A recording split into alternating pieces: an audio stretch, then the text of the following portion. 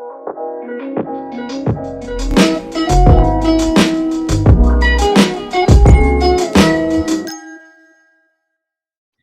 back to Freedom to Learn podcast. My name is Guru Yeleshwarapu, and I'm the founder of Siliconvalley4u. And so, for those who are new to this podcast, please subscribe it. You'll see a lot of new content almost every day, and also like the channel, and please share with all your friends. So today we have one of our academy students, and who has been with us for the last 4 years, and he's interning with us for the last 2 years. Sajeev Magesh, and one of the um, long-standing and very enthusiastic students we have, and he's working on a lot of ML projects as we speak. Also, he's doing other internships as well. So welcome, Sajeev. Yeah, hello. My name is Sajeev Magesh. Um, I'm an incoming sophomore at Dublin High School, and yeah. Yeah. Sounds good. So for those viewers obviously who don't know you, so why don't you tell a little bit more about what brought you into coding in the first place, and then see how that kind of helped through whatever you're doing, and what interests you within technology space.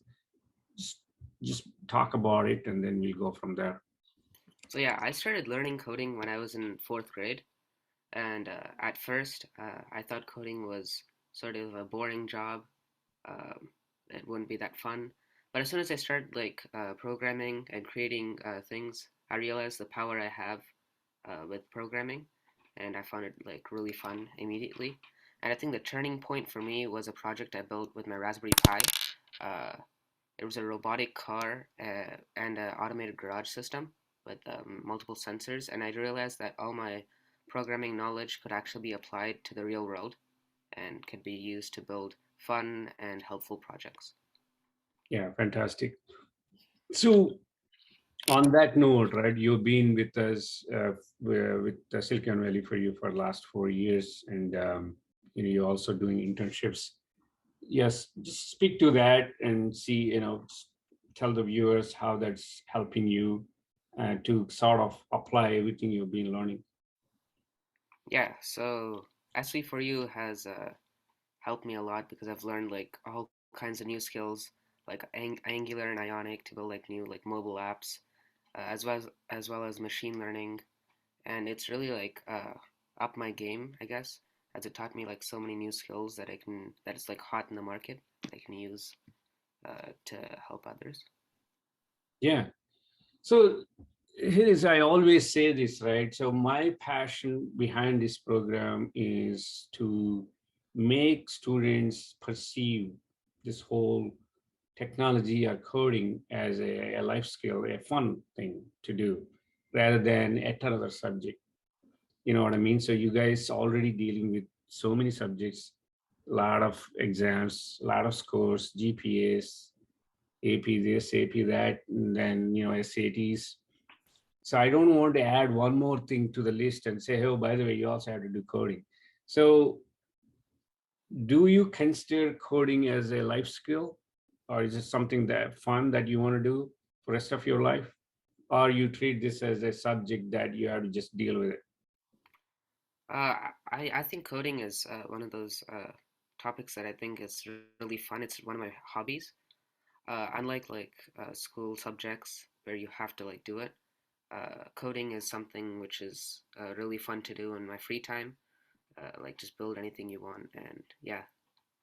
Yeah, yeah, that's precisely what we are trying to achieve, especially with coding. The reason being, as I said before, um, one thing that coding brings, and probably others may not, is you can see the application side of things immediately, and you get that sense of accomplishment.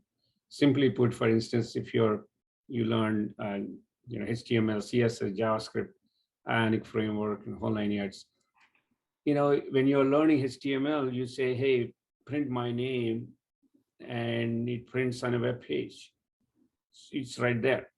Whereas, with all due respect, all other subjects, whether it's physics or something, math or anything, history, you learn, you write an exam, and wait for 20 years until you finish your undergrad to see how you can apply that education you learned.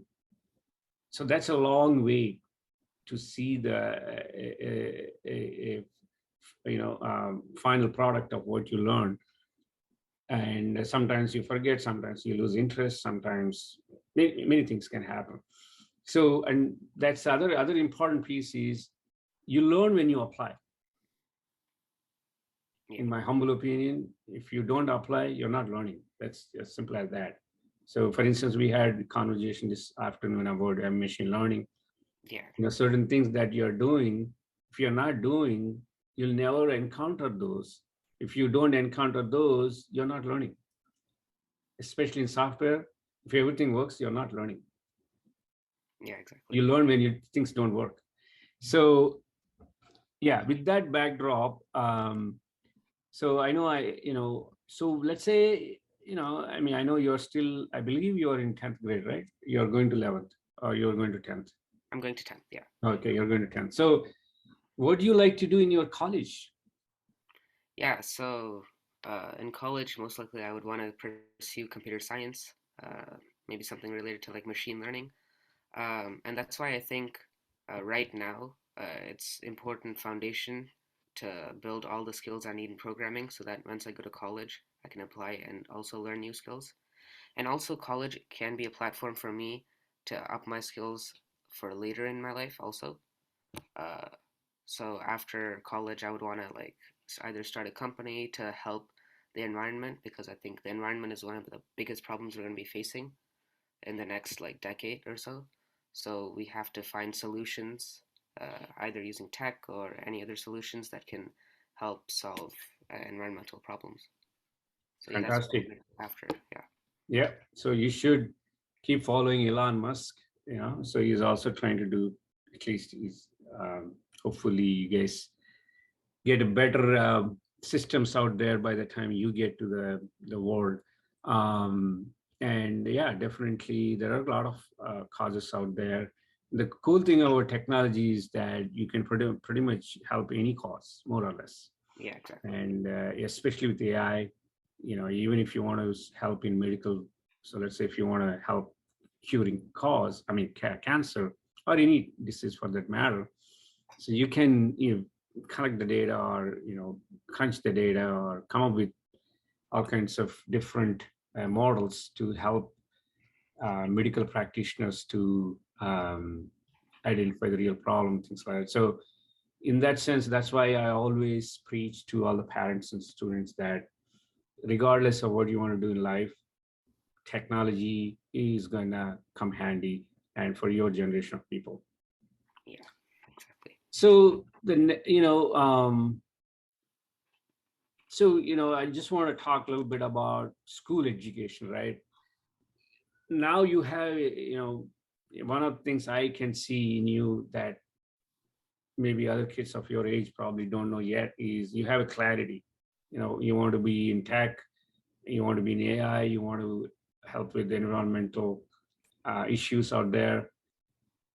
How can you talk to a little bit about how the current education you're getting from schools helping to achieve that?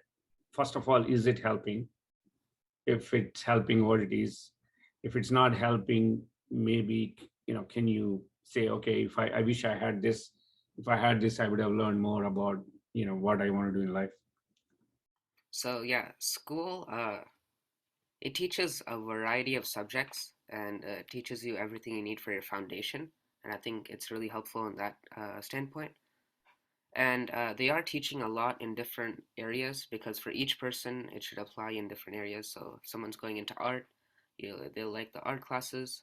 Someone's going into computer science, they'll take like the computer science classes. And you also have the other like English and math and things like that. So all those classes are helping. For example, like last year I took like chemistry and like AB statistics. Both those classes are really applicable in the real world, and they have helped me build my foundation. So I think that's really good. But what is missing is obviously like more advanced and uh, more niche sort of skills that you need to learn, Yeah. such as for me, like machine learning or any advanced computer science skills. And it's really tough for schools to even like include that because everyone wants to go into every different field. And yeah, so what schools offer is good for a foundation, but you definitely need to uh, do either like work yourself through like any other What computer courses. classes are being taught in school? So yeah, they teach like basic programming classes as like they taught us Python in my computer science principles class last year. Uh, they Do you also think teach that's Java. sufficient for, let's say, I know you've been learning with us for a long time. I mean, if you take a student who is brand new to coding, and if he takes that AP principles class, do you think that's is sufficient for somebody to understand coding? Uh, it is sufficient to understand coding at the very low basic level, but if you want to do anything in the field, or if you want to like do like build an app or anything like that, you would definitely need to take outside classes. Yeah, And that's how Silicon Valley for you has actually helped me. Because in the school classes that I take, it's just been like review of what we've already learned, and in Silicon Valley for you, I've already covered so much new content that will not be covered in school. So yeah, sounds good. So, like I always ask this question to everybody. Um, like, um, what is the piece of technology that doesn't exist today that you wish you had? Um, Anything that can be, a fantasy type thing, like yeah. Star So Wars type thing. yeah, so like I think of two things. Two things come into my mind right now. One would be obviously like time travel machine. Uh, you can just like fix anything, any mistakes you've made, or like just Yeah, redo life again, or live like old like times. Like I would love to go back to like my second or third grade year when I yeah, didn't have much work. So that would be possible. That'd be cool. Another thing that could be possible in the future is probably like a teleportation machine, because it'll save you so much time and you get to visit any place you want at any time. So one of yeah. those would be really cool. Yeah. Hey, I like to have a travel machine too. Not just you. I think if that's there, I think everybody will be in elementary schools, the Yeah. whole world. Yeah. So I think we need a lot more schools. I don't think we have enough people to run the schools. So because everybody will be in elementary school. That's a good. I mean, it's funny. But yeah, that's a. So last thing, let's just. Why don't you talk about the ML project that you're doing? So that for the future podcast, it's like a sort of sequel. So Sure. just briefly describe what you're doing and what's going on right now. Yeah. So right now I'm working on a project for not using natural language processing to understand exams. So basically, a teacher would upload an exam with all the questions and like a sample answer, and then the students would take the exam. And once the students have taken the exam, all the questions would be graded automatically by a robot. Obviously, the multiple choice questions would be automatically graded, but even like paragraphs, essays, and like short answer questions, they would also be graded. And we would use natural language processing as well as machine learning to understand what the student has written and compare it with the teacher's answer to see whether it's correct or not. Yeah, And I think fantastic. it'll, yeah, Yeah, it'll help teachers a lot because I think that's the one thing they don't like doing, which is grading, and it'll save a lot of time for everyone. So I think it's a really cool absolutely, project. absolutely. And also, more importantly, human errors, because uh, when you are correcting large number of answer sheets, potentially things can go wrong. Exactly. And but here you're talking about a sort of life of a person. If you make a mistake, I mean, if you make a mistake and give good grades, that's great. But if you make a mistake and if you give bad grades to a top student, that can be a disastrous. Yeah, And exactly. I have my own experience. I went through it because, just so you know, I did computer science. They failed me in programming. Oh, really? So, so it's crazy. And because, yeah, I was supposed to be one of the top students in the class, and I used to do coding on the computer. This is a written test. Back then, it's crazy days. Yeah, Back then, you had to write the test on the paper, writing code. It's yeah, weird. that's crazy. Uh, and then I failed. I was like stunned, and it's like, how? So anyway, and for like few minutes I didn't understand what happened, but I was, just wondering what to do next. And my classmates suggested, man, there's something went wrong here. So I applied for re-evaluation and of my exam. I got 98 out of 100. So my Wow. point is, if I didn't, I would have been a victim of a human error. Yeah, And so the human errors can happen because of humans, and because we all make mistakes. Also, if the person is not in good mood, probably don't get good scores. yeah, So exactly. you don't want to be subject to that.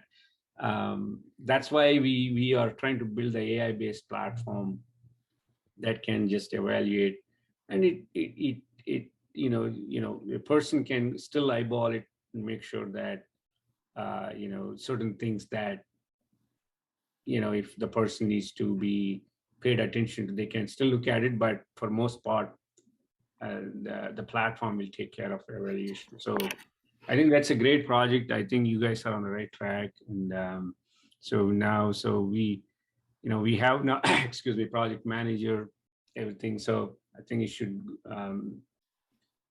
I'm just hoping to see project done in a couple of weeks, just to be honest. Yeah, Anyway, thanks a lot, and I really appreciate your time. And yeah. Thank you for having me. Yeah, yeah, so for those again, who are not familiar with this podcast, click on subscription. I mean, subscribe button, and also like the channel.